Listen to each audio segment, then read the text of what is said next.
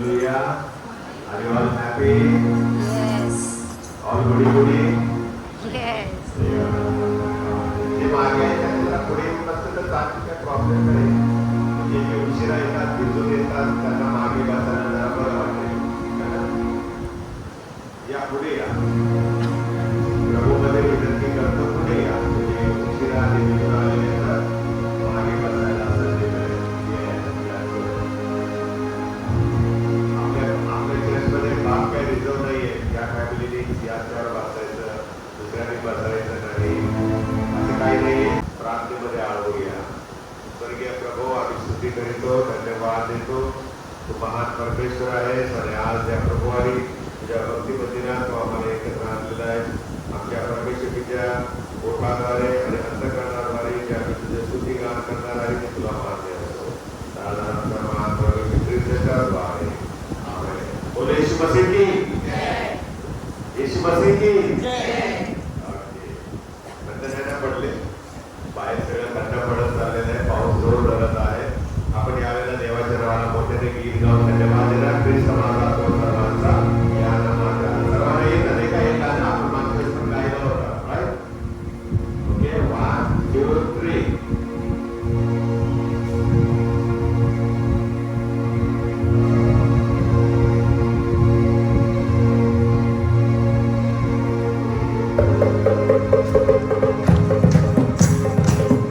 Yes.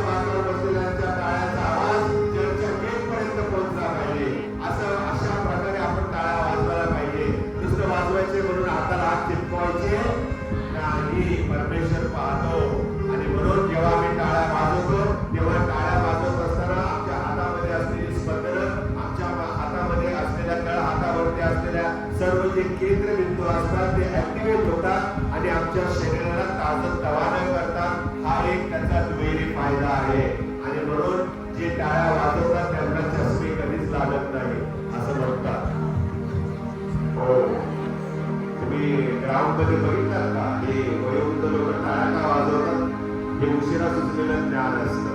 सगळं तारुण्य जातं कामाधंद्यामध्ये, परंतु टाळ्या वाजवायचं विसरून जातात. आणि म्हणून टाळ्या वाजवा, नीट वाजवा, म्हणजे असलेला चष्म्याचा नंबर कमी होईल आणि जर लागणार असेल तर लागणार. हालेलुया. देवाची स्तुती असो. चर्चा ग्रुपवरती दुसरं गीत येत आहे, आया है यीशु देने को खुशियां, जाते रहेंगे हम महिमा में उसकी जल्लोष करेंगे, नाचेंगे गाएंगे हम.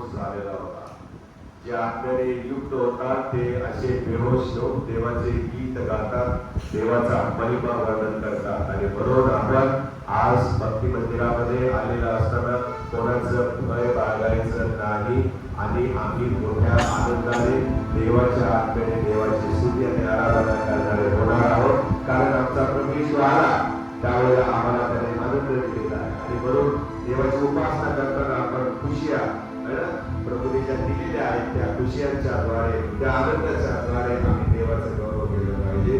कारण ज्यावेळेला आम्ही प्रभूला आपल्या अंतःकरणामध्ये घेतो आमचं गप जे आहे आमचे जे दुःख आहे ते निघून जातात. आणि म्हणून आपण प्रार्थनेमध्ये आपण परमेश्वराला आणूया, परमेश्वराकडे आपण मागूया. जर आमच्यामध्ये काही उणेपण असेल, जर आमची काही स्वप्न असतील की पूर्ण व्हावी याकरता आपण गांभीर्याने प्रभूच्याकडे गीत गाणार आहोत. तिसरं गीत आपल्या चर्चा गृहवर येत आहे, प्रार्थना पे जो कुछ मागा पुरा करो आम्हाला. हे गीत होत असताना आपण आपल्या अंतःकरणी प्रभूला देऊया, आपण आपल्या जीवनाचं परीक्षण करूया. आणि जसं प्रभू आपल्याला मार्गदर्शन करेल तशा प्रकारे आपण आपल्या समर्पण प्रभूला करूया.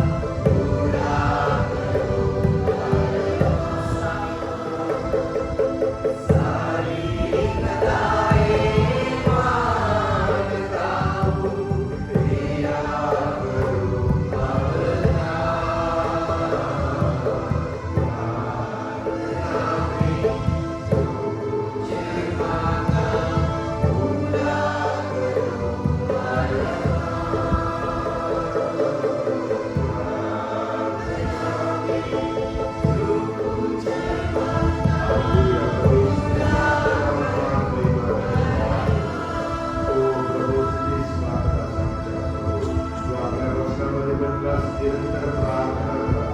स्थिर करा, गंभीर व्हा. ओ प्रभू, आम्ही प्रार्थना करू त्यावेळेला तुझ्याकडे मागतो. तू आम्हाला इकडे दिल्याशिवाय राहत नाही. आणि म्हणून तू आपल्या वचनामध्ये म्हणतोस, मागा म्हणजे मिळेल. ओ प्रभू देवा, आम्ही तुझ्याकडे मागतो त्यावेळेला तू आम्हाला देतो. विश्वासाने ज्यावेळेला तुझ्याकडे येतो त्यावेळेला तू आम्हाला रिकाम्या हाती पाठवत नाहीस. आणि म्हणून इतक्या सुंदर परमेश्वरी त्या आशीर्वादाबद्दल आम्ही धन्यवाद देतो. आमच्या ज्या गरजा आहेत प्रभा तुझ्या समोर मानत आहे. प्रभू त्याकडे श्रेष्ठमध्ये तू पूर्ण कर. विश्वासाने प्रार्थना तारणा आमचा येशूच्या द्वारे केले म्हणतो आहे. आमेन. मंडळीने बसावे.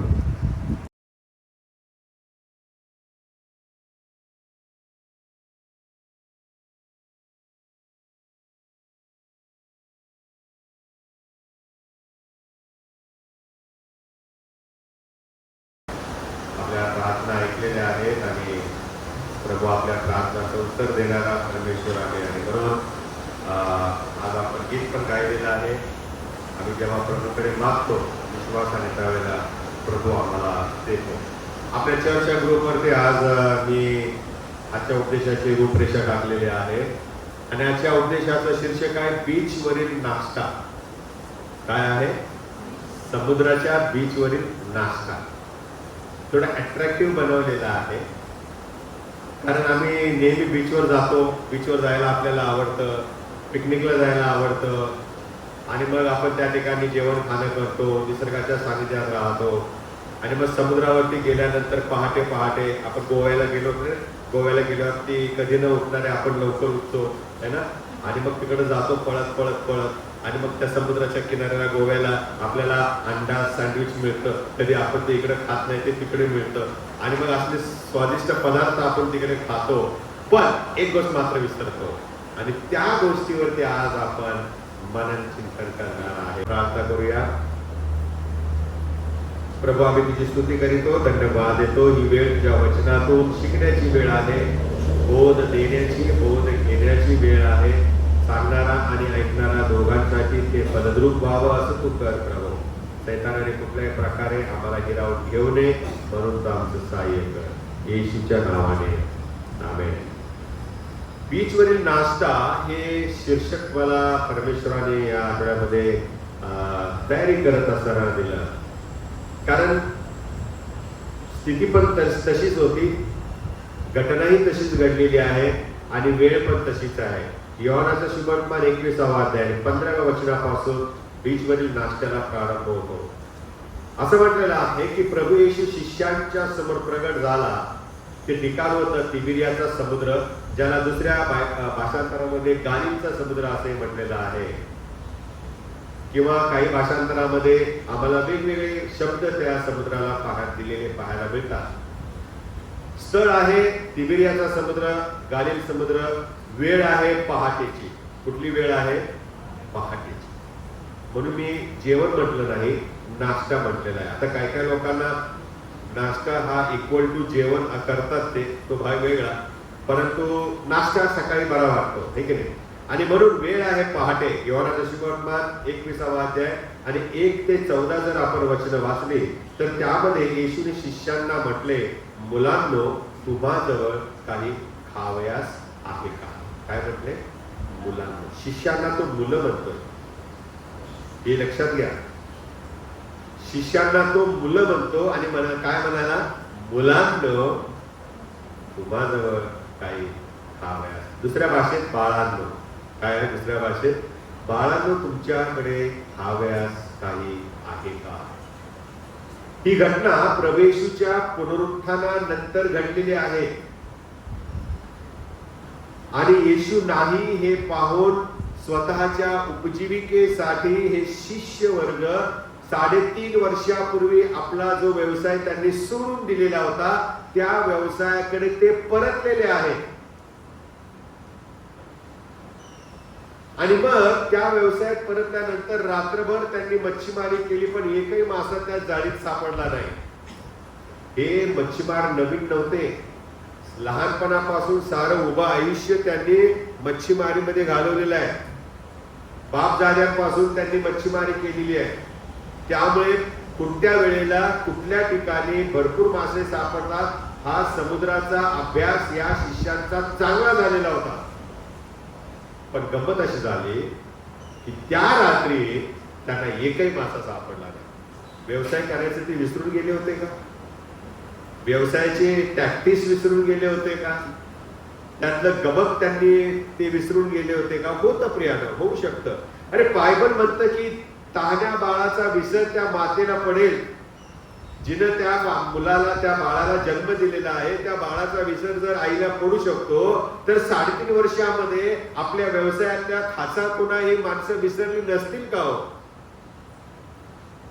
शक्यता आहे. काल रात्री काय जेवलं आज आम्हाला आठवत नाही. डॉक्टरकडे गेला, काल काय खायचा याद नाहीये. अशी आपली अवस्था आहे. आणि 3.5 वर्षाचा काळ म्हणजे काही छोटा नाही आहे हो, फार मोठा काळ आहे. कारण या काळामध्ये एक मासा त्यांनी धरला नाही किंवा त्या जाळीकडे ते वळाले नाही.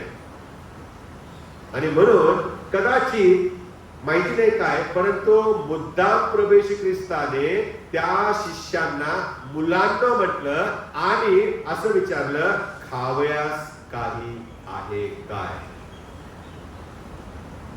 मग नाही असे उत्तर आल्यानंतर येशूने त्यांना म्हटले, मचव्याच्या 6वं वचन, मचव्याच्या उजव्या बाजूस जाळे टाका म्हणजे तुम्हास सापडेल.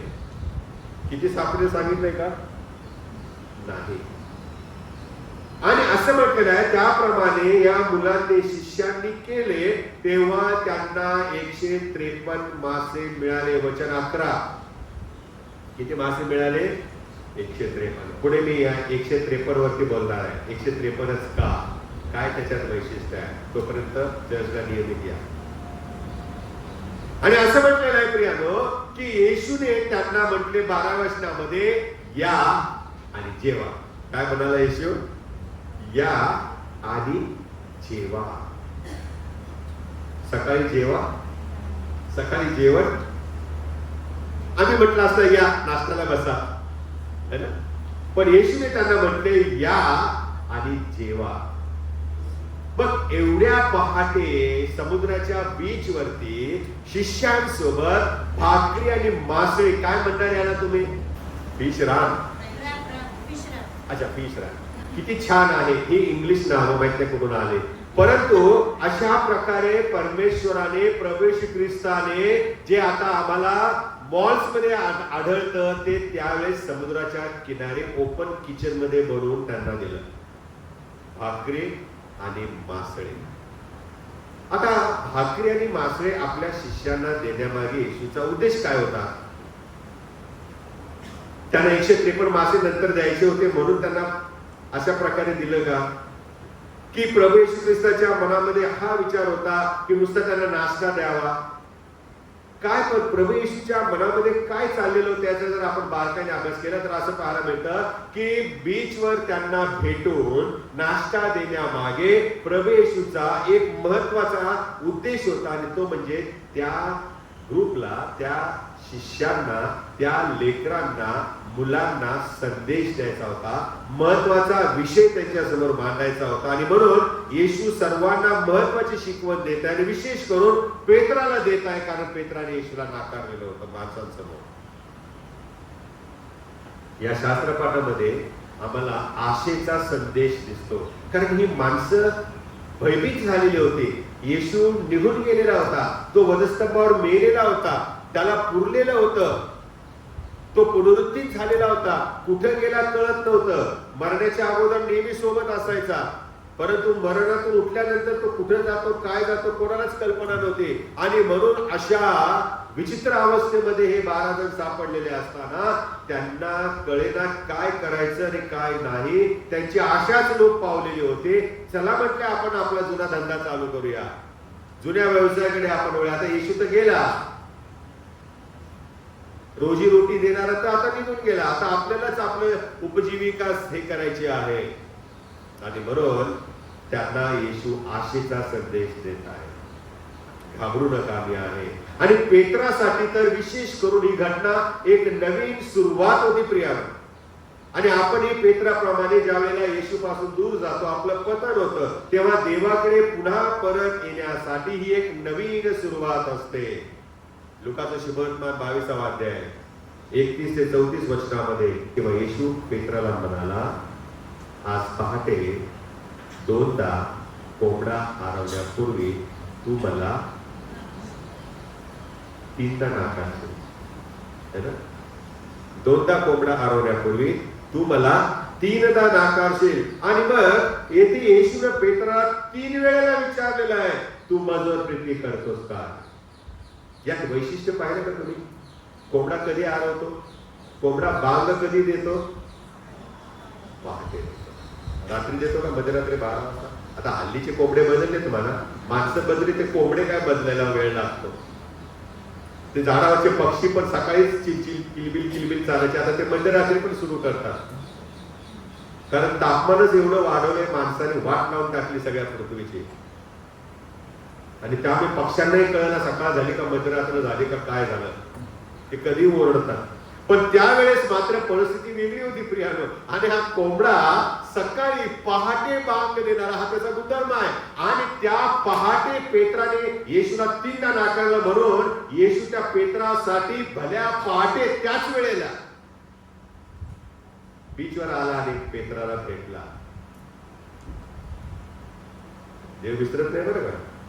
जिथून त्याला आपण सोडतो तिथंच तो आपल्याला पुन्हा भेटतो.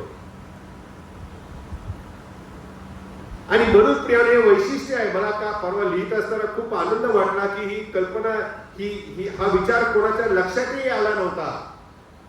ज्या क्षणी प्रभू येशू ख्रिस्ताला 3दा नाकारलं, त्याच क्षणी, त्याच घटनेला, त्याच वेळेला येशू त्याच पेत्राला भेटलेला आहे. स्थळ फक्त बदललेलं आहे. त्याच्या वाड्याच्या बाहेर होता आणि इथं मात्र गालील समुद्राजवळ आहे. पण येशू त्याला भेटला त्याच वेळेला जेव्हा त्याने नाकारलं होतं, त्याच घटनेला. पण तो भेटला आणि पेत्राला त्याने पाचारण केलेला आहे. आम्ही देवापासून लपू शकत नाही. देवाकडे आमच्या सगळ्या गोष्टींची नोंद आहे. म्हणून पहाटे पहाट होत असता ज्या वेळेला पेत्राने येशूला 3 वेळा नाकारले, अगदी त्याच घटनेला येशूने पेत्राला 3 वेळा विचारलेला आहे. 4 वेळा का नाही? 2 वेळा का नाही? 1 वेळा सफिशियंट झाला असताना, पण 3 वेळा विचारलं. प्रभू त्याला सांगत होता की तू मला 3 वेळा नाकारलंस ना, पण आता मी तुला 3 वेळा विचार.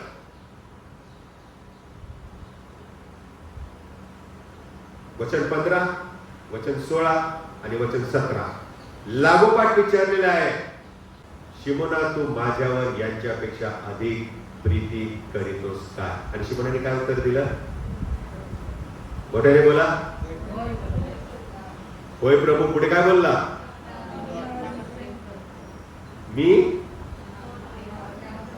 मी आपल्यावर प्रेम करतो. प्रीती काय नाही म्हटला? माणसे किती हुशार असतात बघा.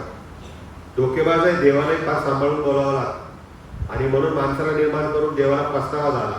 प्रभू येशू त्याला म्हणतो, तू माझ्या प्रीती करीतीस काय? त्याने उत्तर द्यायला पाहिजे तो, होय प्रभू मी तुझ्या प्रीती करतो. पण प्रीती हा शब्द न वापरता तो काय म्हटला? तुझ्यावर प्रेम करतो. म्हणजे बाकीचं थोडंसं माझ्याकडे ठेवतो. कारण प्रीती म्हणजे अगापे लव आहे, निस्वार्थपणे, पूर्णपणे. पण प्रेम म्हणजे हातचं राखून. आणि दोन्ही ठिकाणी ग्रीक मूळ भाषेमध्ये शब्द वेगळे आहेत, हे पण मला तुम्हाला सांगू द्या. म्हणून भाषांतरकाराने तिथे काही चालबाजी केलेली नाहीये. जे आहे तसंच लिहिलेलं आहे. परमेश्वर आमच्याकडून त्याच्यावर आम्ही प्रीती करावी, निस्वार्थपणे, पूर्ण अंतःकरणाने, पूर्ण मनाने, पूर्ण बुद्धीने, पूर्ण जीवाने ही अपेक्षा करतो. आणि आपण मात्र थोडीशी, पूर्ण नाही, थोड्या बुद्धीने, थोड्या प्रेमाने, थोड्या जीवाने, थोड्या अंतःकरणाने त्याचा प्रीती करतो. Rest of it we keep it for ourselves. आणि ही दुःखाची बाब आहे प्रियानो. आणि म्हणून या ठिकाणी आम्हाला फार बारीक बारीक बारकावे जे आहे ते फार महत्वाचे आहे. आणि या प्रत्येक बारकाव्यामधून प्रभू श्री ख्रिस्त आम्हाला शिकवतो. आता उपदेशाकडे आपण वळूया. घड्याळ तर नाहीये म्हणा, सॉरी, तिकडे सारखं लक्ष जातं माझं. घड्याळाकडे आपण लक्ष देऊ नये. पहिला मुद्दा आहे आजच्या उपदेशामध्ये, तो म्हणजे आम्ही देवाच्या समोर येणं फार महत्वाचं आहे. बीच वरती ज्या वेळेला आम्ही जातो तेव्हा समुद्राच्या समोर येतो. अथांग समुद्र असतो. भरतीच्या वेळेला गेलो तर लाटांच्या लाटा येतात आणि आम्ही थोडंसं आतमध्ये येतो आणि त्या लाटा अंगावरती घेतो. पोहायला येत नसेल तर जरासं किनाऱ्यावर सावधतेने उभे राहतो. नुसते पाय भिजवतो नाहीतर गुडघ्यावर बसतो आणि गुडघ्यावर राहून पोहायची प्रयत्न करतो, पण आम्ही त्या अंगावर घेतो. ओहोटी असेल तर जिथं सागर जातो, समुद्र पोहोचलेला असतो, तिथपर्यंत आम्ही जातो आतमध्ये. परमेश्वराकडे आम्ही असंच आलं पाहिजे. प्रभूला आम्ही शोधलं पाहिजे. आणि म्हणून तो म्हणतो शोधा म्हणजे सापडेल. पैसे हरवलेले शोधा म्हणजे सापडेल नाही म्हटलं तो. तुम्ही रस्ता हरवला म्हणजे शोधा म्हणजे सापडेल असं नाही म्हटलं. जीपीएस लावायचं आता सोपं झालंय. मग आम्ही काय करायला पाहिजे? प्रभू येशू ख्रिस्ताला शोधला पाहिजे. माझ्या जीवनामध्ये त्याचं उणेपण आहे. एक वैशिष्ट्य पहा तुम्हाला मी सांगत आहे. देवासमोर येणे याच्यामध्ये पहिला मुद्दा आहे. वैशिष्ट्य काय आहे देवासमोर येण्यामध्ये? येशूने त्या पेत्राला पेत्रा म्हणून हाक मारलेली नाही. कुठल्याच भाषांतरामध्ये लिहिलेलं नाही. पहा तुम्ही काय म्हणाला येशू त्याला? योहानाच्या पुत्रा शिमोना. का म्हटलं माहिती का? पेत्र का नाही म्हटलं? त्याला पण कारण आहे. कारण पेत्र हे नाव येशूने त्याला दिलेलं होतं.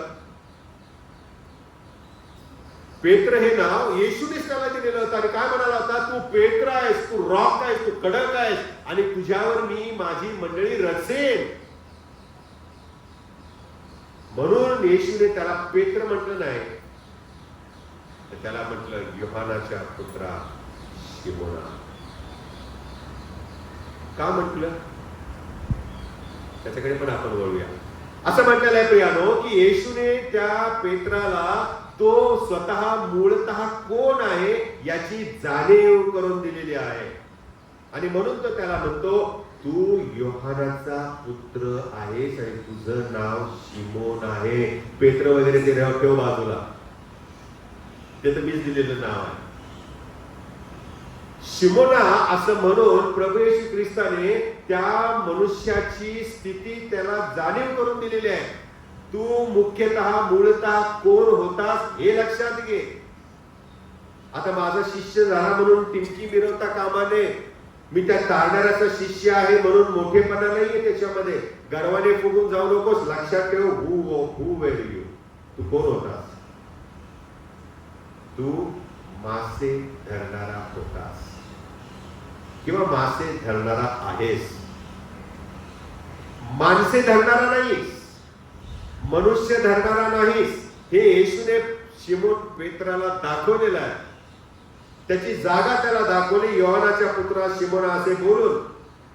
आणि तू मच्छीमार आहेस याची आठवण त्याला करून दिलेली आहे. याच्यामध्ये हेतू काय होता? दुसरा मुद्दा आहे त्या मुद्द्यातला. हेतू काय होता? पेत्राने काय करावे याची आठवण येशू ख्रिस्ताला करून देत होता. या वचनामध्ये आणखी एक वैशिष्ट्य आहे. तुम्ही जर बारकाईने त्याचा अभ्यास केला तर तुम्हाला पाहायला मिळेल. आणि ते म्हणजे कोठेही येशूने पेत्राचा अपमान केलेला नाही. पेत्राने मला 3दा नाकारले म्हणून पेत्राला येशूने झिडकारलं का? झिडकारलं नाही. तुम्हाला 3 वेळा नाकारल्यास बघून घेतो असं बोलला का येशू?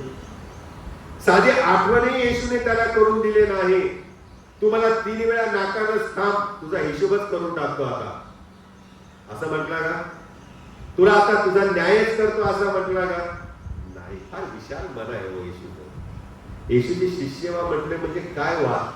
बाप्तिस्मा घ्या, प्रबोधन घ्या, नाही तर हजेरी लावा आणि यजमाला दंगा करा. काय आहे येशूचा शिष्य होणे म्हणजे? काय आहे प्रियानो?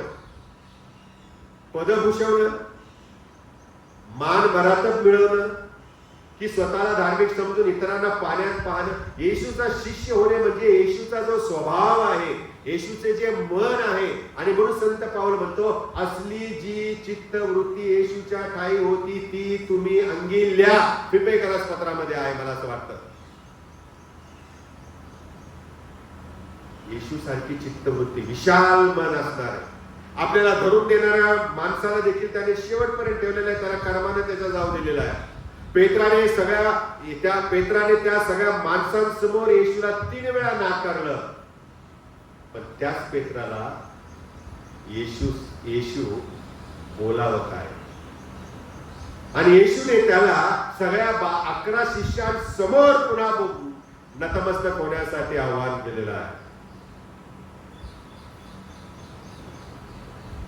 कुठे काय बोलावं याचं भान येशूला होतं. आम्ही देखील येशूची चित्तवृत्ती बाळगावी, म्हणजे काय करावं, कुठे कोणाला काय बोलायचं याचं भान बाळगलं पाहिजे. आणि ते आपणही करावे ही येशू आम्हाला या वचनातून शिकवत आहे. पेत्राची प्रत्येक कृती ही हेच दर्शवत होते की जेथे पेत्राने असायला हवे तिथे तो नव्हता. जसा तो 3.5 वर्ष येशू बरोबर राहिला पण शिकला काहीच नाही. पुन्हा मासे धरायला गेला, कारण त्याने जे दिसतं ना येशूच्या द्वारे तेच फॉलो केलं होतं. पण जे दिसत नव्हतं ना, तो जे फॉलो करत होता ना, त्याचं नाव होतं योहान. काय होतं? योहान. तो अशी बोलण्याची घाई करत नव्हता. मला खूप कळतं, मी खूप छान आहे, माझं येशूवर प्रेम आहे, येशूचं माझ्यावर प्रेम आहे.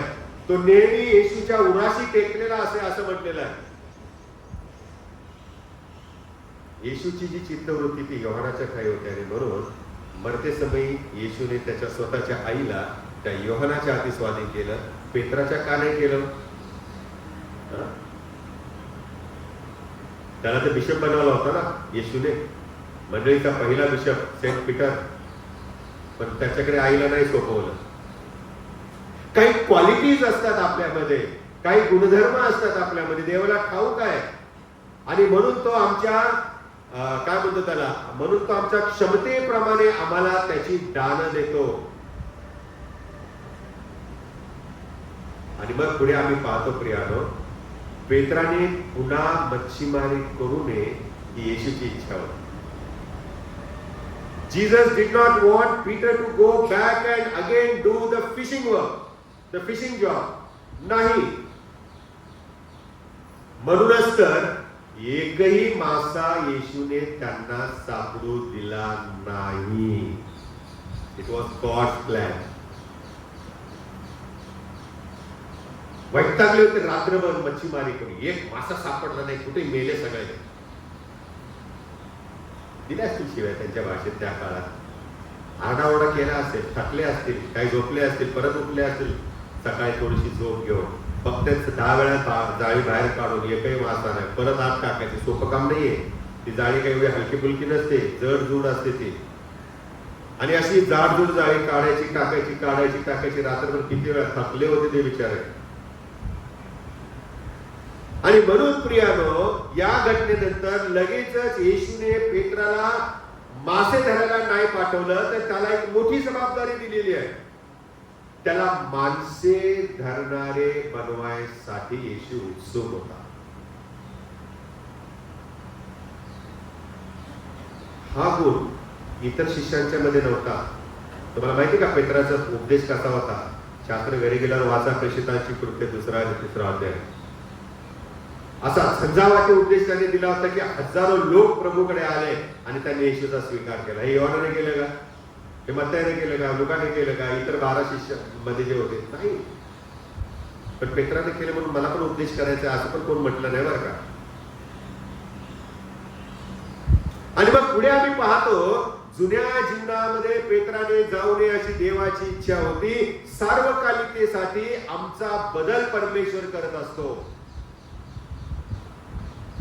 आणि म्हणून येशूने पेत्राला काय म्हटलं? 3रा मुद्दा, पहिल्या मुद्द्यातला काय म्हणतात त्याला, 3रा उपविभाग आहे ना.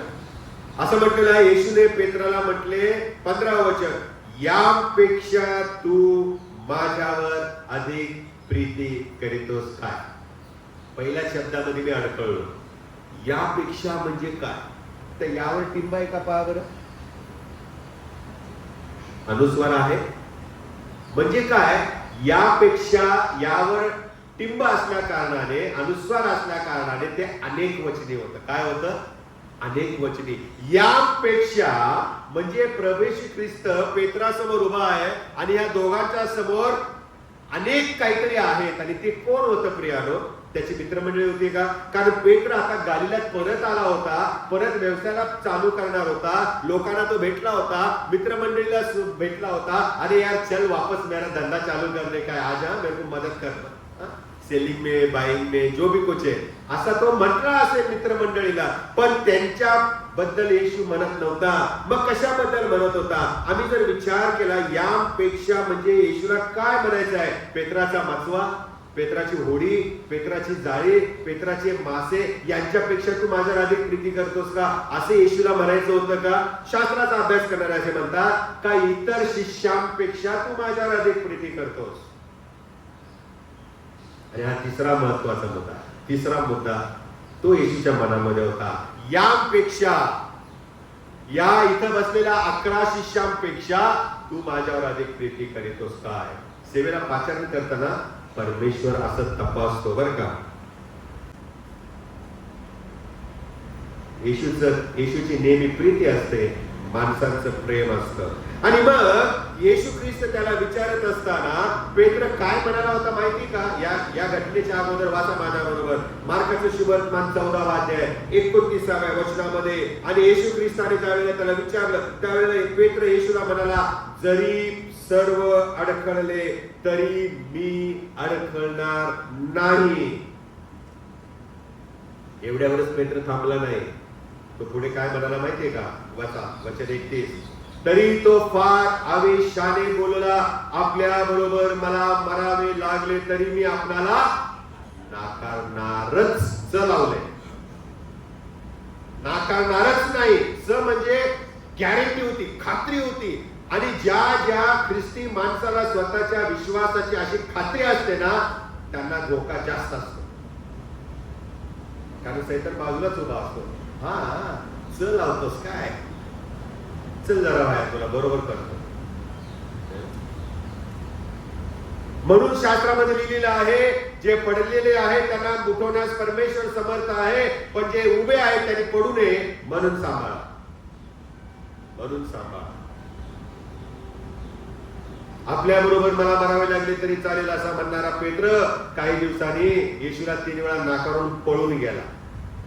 मी तो नव्हेच. तू मावचळलीस. त्या विचारणाऱ्या पोरीला काय म्हणाला? तू गोंधळलीस. अरे मी तो नव्हे, तो दुसरा असेल कोणतरी पेत्र.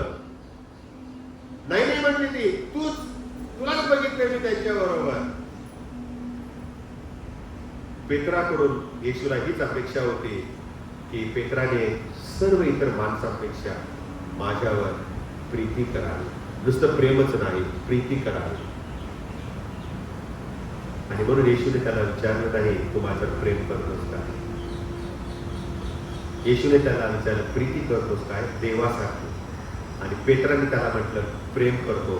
म्हणजे ब्रदरली लव. काय म्हटलेलं आहे? फिलिओ. ग्रीक भाषेत काय म्हटलेलं आहे? फिलिओ. म्हणजे काय? मित्र, बंधुप्रेम. बंधुप्रेम करतो. दुसऱ्या मुद्द्याकडे येत आहे मी. आणि दुसरा मुद्दा आहे आजच्या उपदेशाचा, बीचवरील नाश्त्याचा. आणि तो म्हणजे प्रभू येशू ख्रिस्ताने या शिष्यवर्गाला नाश्ता देण्यामागे त्यांनी त्या येशूचा स्वीकार करावा ही येशूची इच्छा होती. आणि हा जो स्वीकार आहे त्या मुद्द्यामध्ये मी लिहिलेला आहे, हा त्यांनी शुद्धपणे करावा, प्रामाणिकपणे करावा, अंतःकरणातून करावा ही येशूची इच्छा होती. फक्त पोकळ शब्दांनी त्यांनी येशूचा स्वीकार करू नये. म्हणून मुद्दाम येशूने 3 वेळा त्या पेत्राला विचारपूस केलेली आहे. शब्दांनी त्याच्यावर प्रहार केलेला आहे, हॅमरिंग केलेला आहे. तू माझ्यावर प्रीती करतोस काय? तू माझ्यावर प्रीती करतोस काय? तू माझ्यावर प्रीती करतोस काय? 3ऱ्या वेळेला बिचारा वैतागला पेत्र. त्याच्याकडे पण आपण लक्ष देणार आहे थोड्या वेळा. आणि मग पोकळ शब्दांनी माझा लोकांनी स्वीकार करून येशूची इच्छा होती. आणि त्या स्वीकारण्यामध्ये पश्चाताप असावा, रिपेंटन्स असावा ही येशूची इच्छा होती. म्हणून त्याने पेत्राला विचारलं, तू मला प्रीती करतोस काय? म्हणजे तू मला स्वीकारतोस काय? स्वीकारतोस काय? आम्ही आमच्या प्रभू येशू ख्रिस्ताला स्वीकारण्यामध्ये पश्चाताप असावा, पस्तावा असू नये ही येशूची इच्छा आहे. God expects repentance and not regret. Not regret. दोन्ही शब्दांमध्ये फरक आहे प्रिया. पश्चाताप आणि पस्तावा. आम्ही पस्तावा करतो, आम्हाला वाटतं नको मी हे करायला नको होतं, परंतु पश्चातापाने येशूचा आम्ही स्वीकार करत नाही. आणि म्हणून येशूची शिकवण आहे की तुम्ही ज्या वेळेला मला स्वीकारता त्या तुम्ही मला स्वीकारण्यामध्ये खेद करू नका. करावं लागतं म्हणून करू नका. श्रीमंत तरुण मनुष्य आठवतो का, येशूकडे आला आणि प्रभू येशू ख्रिस्ताला म्हणाला, गुरुजी मला सर्वकालिक जीवन मिळावे म्हणून मी काय करायला हवे. आणि मग गुरुजीने त्याला 10 आज्ञापैकी काय आज्ञा सांगितल्या. आणि तो तरुण श्रीमंत मनुष्य येशूला म्हणाला, हे सगळं तर मी लहानपणापासून केले. संडे स्कूल टीचर ज्या होत्या, सुपरिटेंडंट ज्या होत्या, त्यांनी मला शिकवलेलं आहे, माझ्या आई बापांनी शिकवलेलं आहे. आणि मी सिनेगॉग चर्च मध्ये यायचो, सभासदात यायचो, आणि शास्त्री परुषी याजक यांनी मला शिकवलेलं आहे. And I have been following from the childhood. आणि मग येशूने त्याला 11वी आज्ञा सांगितली, तुझ्याकडे जे आहे ना ते भिकारी गोरगरिबांना दे, माझ्या मागे ये. ती सोपी आयडिया होती, पण माझी प्रॉपर्टी विकायची, माझ्या गरीबाला द्यायची, आणि मी भिकारी कंगाल व्हायचं. म्हणजे माझ्या जागी त्याने यायचं, त्याच्या जागी मी जायचं. अरे काय प्रभू, काय भानावर आहेस का? हा म्हटलं काय हे शक्य नाही. आणि मग असं म्हटलेलं आहे, दुःखी होऊन तो श्रीमंत तरुण मनुष्य परत गेले.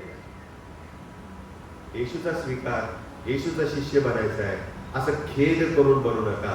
तो गेला म्हणून काय काम थांबलं का? येशूचं सुवार्ता थांबली का? मंडळ्या स्थापन व्हायच्या थांबल्या का? प्रेषित जन्माला यायचे थांबले का? काहीच नाही ना. तिथं हे वचन नाही लागू पडत. 99 पेक्षा 1 बेडरूम महत्वाचा आहे. ते गेले तर जाऊ दे म्हणतो येशू अशा वेळेला.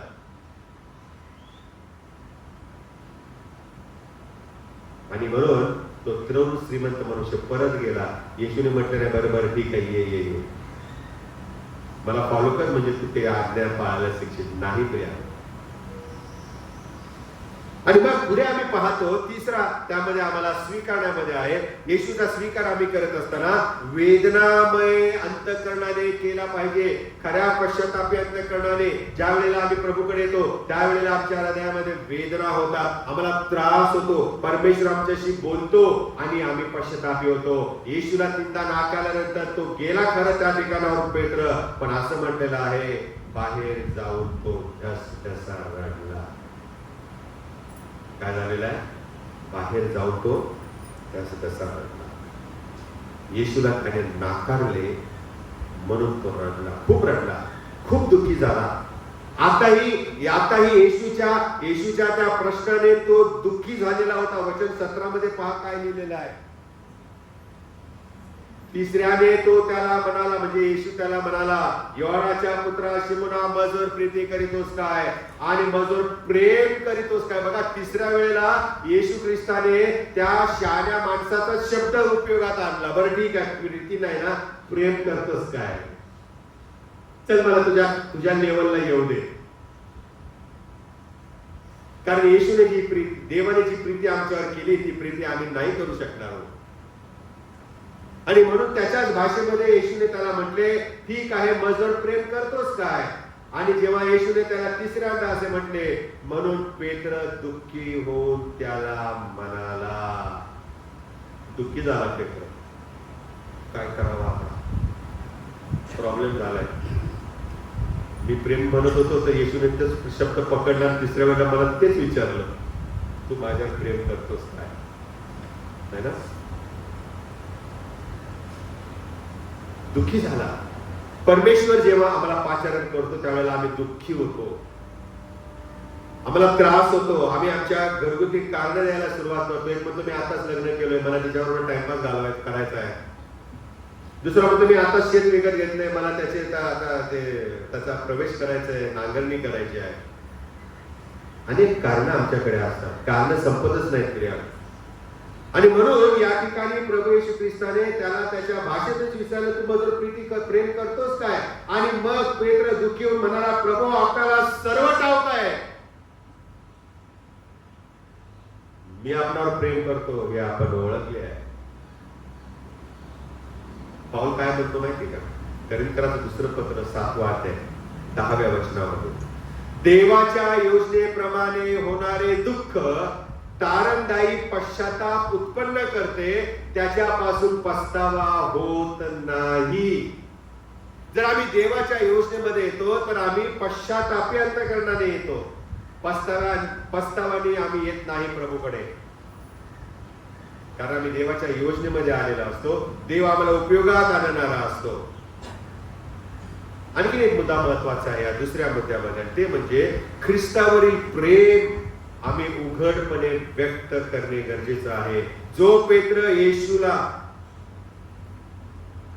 त्या ठिकाणी तीनदा नाकारतो, तोच येशू ख्रिस्त त्या पेत्राला गुप्तपणे आणि खाजगीत भेटलेला गेल्या रविवारी आपण ऐकलेला आहे. करिंथराचं पहिलं पत्र 15 अध्याय 5व्या वचनामध्ये आपण पाहतो. त्याच पेत्राला आता इतर त्याच्या मित्रमंडळी समोर, इतर त्याच्या कलीग समोर, इतर त्याच्या शिष्यांसमोर येशूवरील प्रेम प्रगट करण्याची संधी प्रभूने त्याला दिलेली आहे. पेत्राच्या बोलण्यामध्ये त्याचं धैर्य निघून गेलेलं दिसतं बघा. तो घाबरलाय, तो दुःखी झालाय, त्याला कमीपणा वाटलेला जो होता तो त्याच्या त्या शब्दांमधून पाहायला मिळतो. पाहतो येशूला काय म्हणाला, प्रभू आपणास सर्व काही ठाऊक आहे. मी सर्वच्या इथे अंडरलाईन केली. म्हणजे काय? म्हणजे काय? काय म्हणतो पेत्र, जेव्हा परमेश्वरासमोर आम्ही येतो तेव्हा आमचं जीवनक्रम परमेश्वरासमोर उघड्या पुस्तकासारखं असतं. त्या पेत्राने येशूच्या विरोधात काय काय केलेलं आहे, शिष्यांच्या विरोधात काय केलं असेल, जे काही असेल ते सगळं त्या पेत्राला आठवत होतं. आणि म्हणून तो म्हणतो, प्रभू आपल्याला तर सर्व ठाऊक आहे. पेत्राची येशूने बदनामी नाही केली, पण तो करेल म्हणून पेत्र घाबरला होता. आणि म्हणतो येशूला, म्हणतो तुला तर माझं सगळं माहित आहे, माझी सगळी गुपितं तुला माहिती, मी तुला तीनदा नाकारले तुला माहिती प्रभू, मी तुझ्यावर प्रेम करत होतो पण मी घसरलो हेही तुला माहिती, माझं पतन झालं होतं हेही तुला माहिती. आणि म्हणून तो असं म्हणतो, प्रभू तुम्हाला तर सर्व ठाऊक आहे, मी आपल्यावर प्रेम करतो हे आपण ओळखले आहे. आणि मग ज्या वेळेला त्याने प्रभूला आपलं जीवनक्रम उघडा केला त्यावेळेला प्रभू त्याला म्हणतो, माझ्या मेंढरांचा. किती सुंदर एक जबाबदारी प्रभू श्री ख्रिस्ताने त्याला आली. तिसरा मुद्दा आजच्या उद्देशाचा, आणि तो म्हणजे जबाबदारी. येशू ख्रिस्ताने पेत्राला जबाबदारी दिलेली आहे, माझ्या कोकरांना चार, माझ्या मेंढरांना पाठ, आणि परत तिसऱ्यांदा म्हटलं माझ्या मेंढरांना चार. पेत्राचं हे पाचारण नव्हतं बरं का. पेत्राचं हे पाचारण नव्हतं. त्याला जेव्हा प्रभू श्री ख्रिस्ताने बोलावलं तेव्हा तो फक्त 2 शब्द बोलला, माझ्या मागे ये. दुसऱ्यांच्या मागे जा असं म्हटलंय का येशू? नाही. येशूने पेत्राला पाचारण केलं होतं, फॉलो मी. आणि या ठिकाणी आम्हाला हे पाहायला मिळतं की येशूने त्याला फॉलो मी म्हटल्यावर, माझ्या मागे म्हटल्यानंतर त्याला माणसे धरणारा करायचे होते.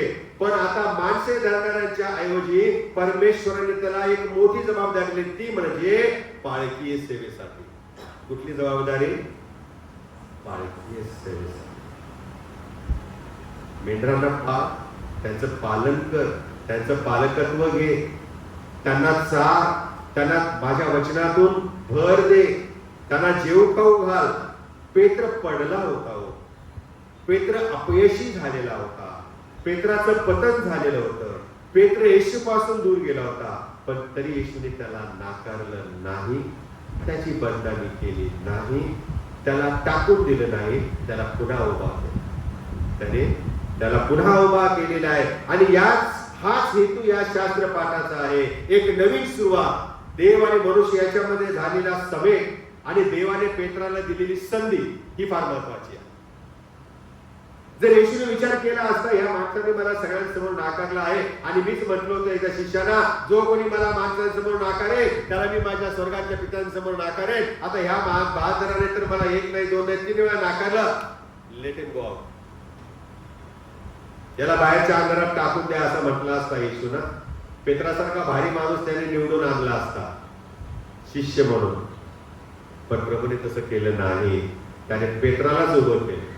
कारण पेत्रामध्ये जी क्वालिटी होती, पेत्रामध्ये जी क्षमता होती देवाची सेवा करण्याची, ती इतरांच्या मध्ये नव्हती प्रिया. आणि म्हणून मी काल एक पोस्ट टाकली आपल्या चर्चच्या ग्रुपवर, you are never late, you are never early. प्रत्येक मनुष्य आपल्या वेळेनुसार जगत असतो. खूप सुंदर पोस्ट होती, खूप काही शिकण्यासारखं आहे त्याच्यामध्ये. आणि प्रभू श्री ख्रिस्ताने या पेत्राच्या जीवनामध्ये तेच काम केलेलं आहे प्रियानो. त्याला मासे धरणाऱ्यापासून माणसं धरणाऱ्या केलं आणि माणसे धरणाऱ्यापासून पाळकीय सेवेसाठी त्याची प्रगती केलेली आहे, उन्नती केलेली आहे, त्याचं पाचारण बदललेलं आहे. शास्त्रामध्ये अनेकांचं पतन झालेलं पाहायला मिळतं. देवापासून दूर गेलेली माणसं पाहायला मिळतात. दाविदाचं पतन झालं, मोशेचं पतन झालं, योनाचं पतन झालं, अनेक अनेक देवाच्या लोकांचं, नेत्यांचं, पुढाऱ्यांचं पतन झालं. पण परमेश्वराने त्यांना सोडले नाही, त्यांना पुन्हा उभं केलं आणि त्यांच्याकडूनच काम करून घेतलेलं आहे. No other alternative. परमेश्वराने पर्याय कधीच ठेवलेले नाहीये. एक उदाहरण सांगतो तुम्हाला, जिवंत उदाहरण. ज्या वेळेला मोशेला परमेश्वराने सांगितलं फारोकडे जाऊन उभं राहायचं, तुला काय म्हटलं मग मोशे? बोला पटापटापटा, माझा नका वेळ घेऊ. मी काय वजनाने जड आहे, ओबीसीची झाले मला. काय म्हणाला? मी जिभेचा जड आहे प्रभू, मला नको तिकडे पाठवू. ऍक्च्युली तो घाबरला होता, मारून टाकेल म्हणून. पण कारण काय केलं पुढं? जिभेचं कारण पुढं केलं. आणि काय म्हणाला प्रभू? तू जिभेचा जड आहे खरा, परंतु मी तुझ्या ऐवजी बोलण्यासाठी तुझा भाऊ अहरोन याला नेमतो. पण तुलाच जायचंय, तुलाच जायचंय. हो प्रियानो. आणि देवाने त्या मोशेला फारो समोर उभं केलेलं आहे. परमेश्वर आम्हाला अशा प्रकारे पेत्राला देखील त्याने उभं केलेलं आहे. पेत्राने येशूला 3 वेळा नाकारलं होतं, परंतु येशूने त्याला पुन्हा उभं केलं. 2 महिन्यानंतर पेत्र उभा राहिला, प्रभूच्या सेवेसाठी उभा राहिला. आणि झंझावाती त्याने असा उपदेश केला की तो देवाच्या त्या ठिकाणी बसलेल्या लोकांच्या अंतःकरणाला भिडला. वेगवेगळ्या देशाप्रदेशामधून आलेल्या लोकांच्या जीवनामध्ये त्याने काम केलं आणि त्याच्या उपदेशाने त्या अनेक लोकांना, हजारो लोकांना प्रियानो देवाचं वचन सापडलं, जिवंत देव सापडला, येशूची ओळख झाली आणि येशूने ओळखलेलं होतं प्रियानो. पेंटेकॉस्टच्या दिवशी प्रियानो त्या हजारो लोकांना प्रभूचा आत्मा मिळालेला होता. त्या देवाच्या सामर्थ्याने पेत्राला सोडलं नाही, त्याने त्याचा उपयोग केलेला आहे. आणि पेत्र हाच भविष्यामध्ये मेंढरांचा चारणार आहे आणि पालन करणार आहे, हे येशूने ओळखलेलं होतं. आणि म्हणून येशूने पेत्राला 12 शिष्यांपैकी त्या पेत्राला पाचारण केलं आणि म्हटलं, माझ्या कोकरांस चार, माझ्या मेंढरांस पाळ, माझ्या कोकरांस चार, असं म्हटलेलं आहे. पेत्रासाठी त्याच्या जीवनाची एक नवीन पहाट होती. त्या बीचवरील नाश्त्याच्या सोबत, त्या पहाटे सोबत त्या पेत्राच्या जीवनामध्ये ही एक नवीन पहाट होती, एक नवीन सुरुवात झालेली होती. तो आता मासे धरणाऱ्यापासून, माणसे धरणाऱ्यापासून पाळक झालेला आम्हाला पाहायला मिळतो. आणि म्हणूनच प्रियानो, जेव्हा आम्ही प्रभूपासून दूर जातो तेव्हा आमच्यासाठी परमेश्वर योजना आखतो. आम्ही पुन्हा त्याची सेवा करावी, यासाठी ती आमच्या जीवनामध्ये सुरू झालेली एक नवीन सुरुवात असते. परमेश्वराबरोबर समेट करण्याची ती एक संधी असते प्रियानो. आणि म्हणून आपण परमेश्वरासमोर येणं गरजेचं आहे, त्या येशूचा स्वीकार करणं गरजेचं आहे. आणि तिसरा महत्वाचा मुद्दा तो आपण पाहिलेला आहे, आणि तो म्हणजे पुन्हा आपण देवाच्या गौरवासाठी स्वतःचा उपयोग करून घेतला पाहिजे. आणि प्रभू अशा प्रकारे करण्यास तुम्हाला सहाय्य करो. आपण प्रार्थना करू. पवित्र पवित्र सैन्यांच्या यहोवा देव बापा, आम्ही स्तुती करीतो, धन्यवाद देतो. पुन्हा एक बार तुझ्या वचनाबद्दल स्तुती करीतो. बीचवर आम्ही जातो, हाऊस मजा करतो, पण प्रभू देव बापा, असा एक बीच आज आम्हाला तू दाखवलास की ज्या बीचवरती पतन झालेल्या माणसांच्या जीवनाला नवीन सुरुवात तू होऊ देतोस. असा एक बीच की ज्या बीचवरती तू माणसांना वेगवेगळ्या प्रकारचं पाचारण करतोस. असा एक बीच की ज्या ठिकाणी आमच्या मूळ स्थितीची जाणीव करून देतोस आणि एक नवीन आव्हान तू आम्हाला देतोस, तुझ्यासाठी जगण्याचं आव्हान. प्रभू तू आम्हाला सहाय्य कर. आणि प्रभू, ज्या ज्या वेळेला आम्ही अशा प्रकारे निसर्गामध्ये जाऊ, त्याच्याशी रममान होऊ, ज्या वेळेला प्रभू त्या स्तोत्रकर्त्या दाविदाप्रमाणे स्तोत्र 19 मध्ये म्हटल्याप्रमाणे प्रभू जेव्हा आम्ही त्या आकाशाकडे पाहतो, त्या निसर्गाकडे पाहतो, मानवतो काय की तू त्याची आठवण करावी.